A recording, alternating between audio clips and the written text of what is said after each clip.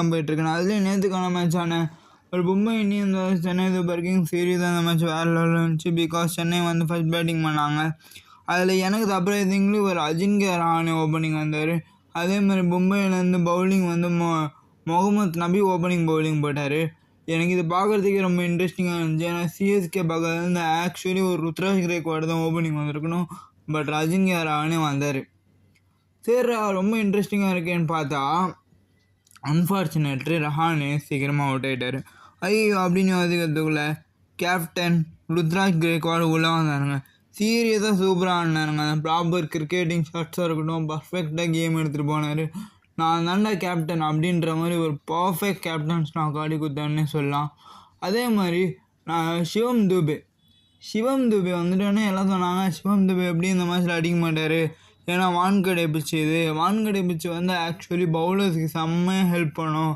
So சிவம் துபே இந்த மாதிரி 30 அடித்தாலே பெரிய விஷயம் அப்படின்னு எல்லாம் சொல்லிகிட்டு இருந்த நிலமையில சிவம் துபே பர்ஃபெக்டாக ஆடி தான் யாருன்னு ப்ரூவ் பண்ணிட்டாரு.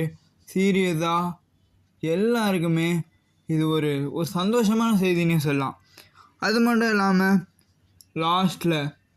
லாஸ்ட்டில் தலை தோனி வந்தாருங்க. சீரியஸாக அவரோட அந்த 20 ரன் தான் மேட்ச் டர்னிங் பாயிண்ட்னே சொல்லலாம். ஏன்னா அந்த 20 ரன் தான் கடைசியில் சிஎஸ்கே ஜெயிக்கிறதுக்கு மார்ஜினாகவே இருந்துச்சு. அந்த அளவுக்கு சூப்பராக ஆடினார்.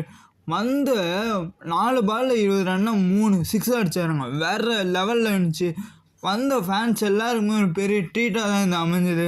அது மட்டும் இல்லாமல் மும்பை பக்கத்துலேருந்து பார்த்தீங்கன்னா மும்பை இந்தியன்ஸ் செம்மையாக ஸ்டார்ட் பண்ணாங்க. ஏன்னா 63 for 0. அதுக்கப்புறம் தாங்க மகிஷா பத்திரனா வேறு லெவலில் போட்டாருங்க.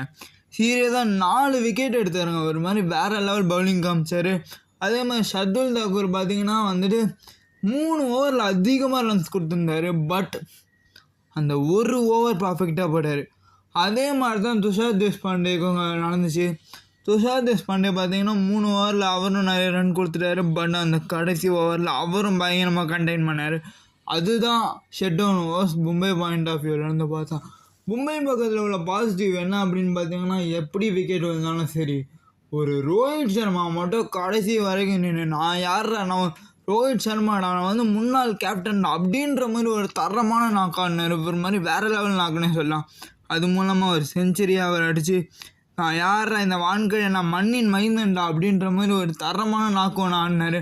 பட் அன்ஃபார்ச்சுனேட்லி அந்த 100 ஒரு லூசிங் சைடில் இருந்துச்சு. இருந்தாலும் hats off for Rohit Sharma.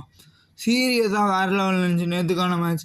இதை பற்றி உங்கள் கருத்து என்ன ஓகேல கமெண்ட் பாக்ஸில் கமெண்ட் பண்ணுங்கள். இந்த வீடியோ பிடிச்சிருந்தா லைக் பண்ணுங்கள், ஷேர் பண்ணுங்கள். ஏஜே கிரிக்கெட் அப்டேட்டுக்கு சப்ஸ்கிரைப் பண்ணுங்கள். Bye guys.